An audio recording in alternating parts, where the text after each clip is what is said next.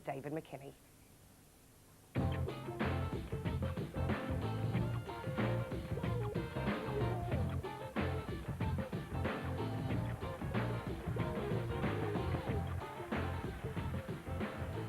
Gary Wales came in for Killie in place of Danny Invincible up front. The home side were without the suspended Gary Locke. Craig Brewster sprang a surprise with summer signing Ian Black included. Graham Bain replaced the injured Wanjo. Given their respective positions, the unthinkable was becoming thinkable for Killie as Callie went for the 3 points they needed to overtake the Ayrshire side. Craig Brewster's men produced as lively a performance as ever. Brewster himself a handful for the Kilmarnock defence, and from an early free kick, the player-manager had home hearts in mouths. They took the best of Alan Combe to keep him out. Set pieces served to offer the best chances in the early stages. Kilmarnock given the chance to test Mark Brown from scoreable distance. It was a test he was to pass despite the difficulty setting being turned up by Peter Leven. It certainly helped from the woodwork for the Callie keeper. Confidence, we all know, is everything in football, and it has been evident in the Callie lineup since Brewster took charge. Players believe now they are good enough to compete and good enough to stay in the top flight. Killie weren't the first to discover that, and I'm sure the players had been well warned by Jim Jeffries. Stuart Golabek was confident enough to venture forward, his contribution almost leading to the opening goal. No doubt about it, this was a huge let-off for Kilmarnock. Callie millimetres away from taking the lead. Freddie Dindeleux did well to avoid putting the rebound into his own net. It wasn't all about Callie. Killie too have been known to play a bit.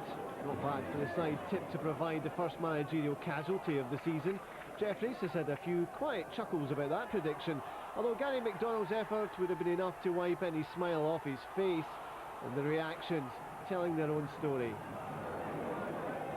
For long enough, Killie have been hoping to get up sides of Motherwell, but that sixth place has hung tantalisingly out of their reach. It's now there for Inverness, and there was plenty of effort and determination about the approach of both sides.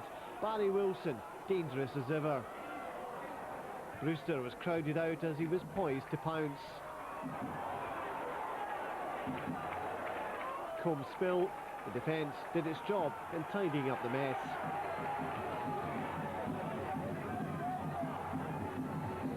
Killie might have taken the lead before the break, might have done if David Lilley's determination had been matched by a degree of accuracy as he forced himself on proceedings.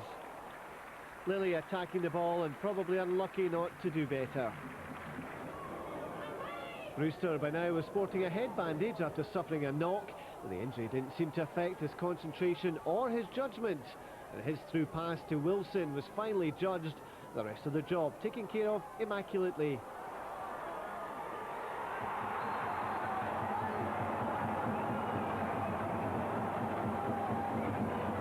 The awareness of Brewster was invaluable. Wilson's finish clinical and a vital goal for Callie.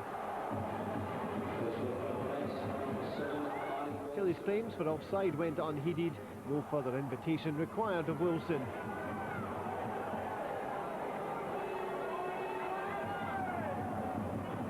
Kilmarnock, to be fair, will wonder how they didn't get themselves back into the game. The chance was certainly there for Gary Wales. A combination of hesitation and a crowded defence, seeing the ball escorted to safety, but no let-up for the visitors' defence. Brown to the rescue this time. Wales again, the man denied. And Wales was in the thick of it again. He probably had some kind of penalty claims before the legs of Mark Brown kept out McDonald. The home side, no doubt, deserved something for their efforts. Jamie Fowler deserved something for this alone. Peter Leven was unable to provide the finish it deserved. To be honest, the afternoon was little more than a microcosm for Kilmarnock's season. So many chances to get what they wanted, so many not taken. Too many games not won, and too many times the ball finished wide.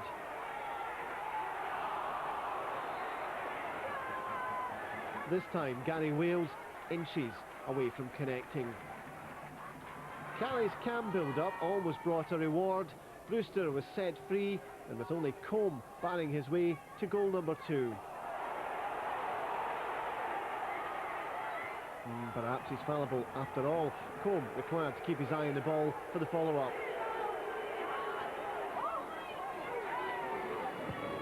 Unlucky for Killie, but where Brewster was, Graham Bain was to follow, set up by his manager, unable to get away cleanly, crowded out in the end, another chance gone.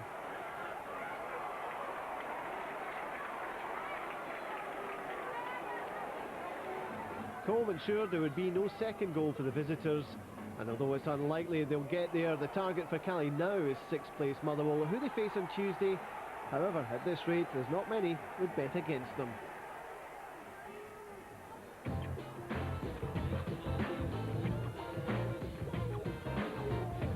In terms of being, dependent upon them, a lot of these young boys, and I thought today one or two of them looked just a wee bit jaded, but the first 20 minutes was open game. They were end to end. It could easily have been 2-2 at half time, but we've had some really good chances today to score, and you've got to take them if you're going to win games that are tight like that.